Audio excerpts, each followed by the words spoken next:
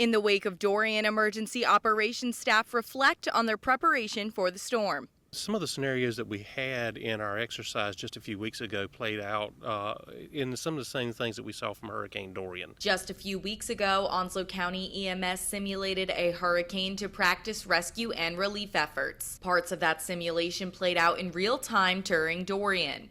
A large population that came into the pet-friendly and functional needs shelter at Jacksonville Commons Middle School is something they were prepared for. We had to look at how we would resolve moving people around. In total, Onslow County sheltered 300 people during the storm and no injuries were reported. In the same sense, we had a hurricane that came in with a lot of tornadic activity, which is the same thing that we also saw from Dorian. A tornado did touch down in Onslow County on Belgrade-Swansboro Road. However, Bryson said the county saw very minimal damage with this storm. Officials are estimating between $3 to $4 million of damage compared to an estimated $1 billion from Florence. Our damages are spread out. This is not one of those situations where we would see a normal storm where most of the damages would be on the coastline and they would walk inward.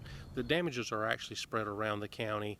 Bryson says the communication with emergency partners, providing feedback to citizens in the community, and tracking of resources are aspects that were very well done during Dorian. Communication with residents on curfews and staying off roadways resulted in almost no call volume into the 911 center.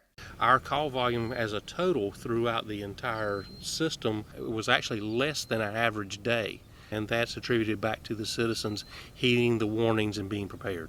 Going forward, Bryson says there are plans to build additional bores into the disaster management system, but for the time being, they are content. Bryson also wants to remind residents that Onslow County did not see the full effects of a Category 2 hurricane, but when that day happens, they are prepared. In Onslow County, Kayla Schmidt, 9 on your side.